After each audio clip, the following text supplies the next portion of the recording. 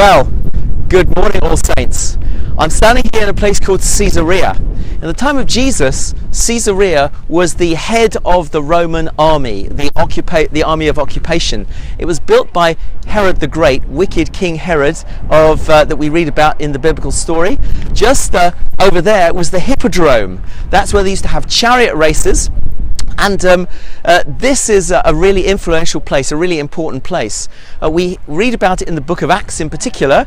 Cornelius in Acts chapter 10, who was the first Gentile Christian, he was based in Caesarea.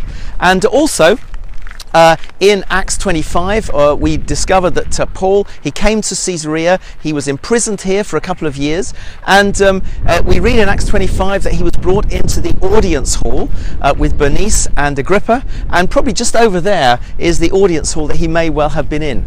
It was a really impressive place. King Herod built it. King Herod was a bit of a megalomaniac, you know, and it's interesting how megalomaniacs build great big edifices.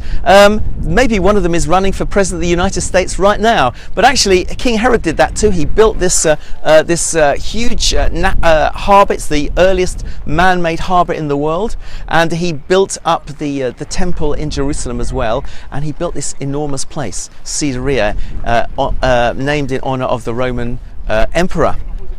So it's an exciting place to be. It's particularly interesting. I'm standing here next to a really interesting stone. It's a replica of a stone. You know, archaeologists are really interesting. They always doubt the Bible, and there's no written inscription or there's no written record of Pontius Pilate. And so archaeologists and scholars said, oh, maybe he didn't really exist, until they dug this stone up. And it says this, it says, Pontius Pilate, the prefect of Judea, erected a building dedicated to the Emperor Tiberius. And there we are, that's the inscription named in honor of Pontius Pilate. So the archaeologists who doubted he existed had to change their tune. Anyhow, I could stand here ages telling you about Caesarea, but we haven't got time for that. You've got to get on with the service, so I'm just going to tell you about the notices, and it's all about prayer this morning, really.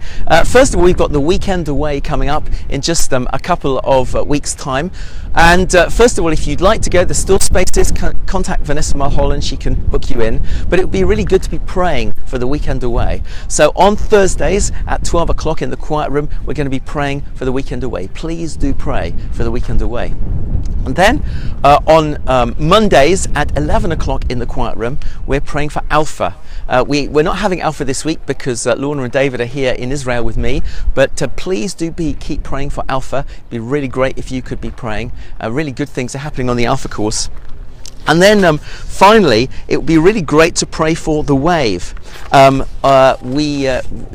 Wave really exists on prayer, so we need to be praying for it. And in St Mark's Church on Thursday at 2:30, people will be praying for the Wave. Usually I'll be there, but I can't be because I'm here. But if you can be praying for the Wave, and do come along if you can on Thursday to St Mark's Church.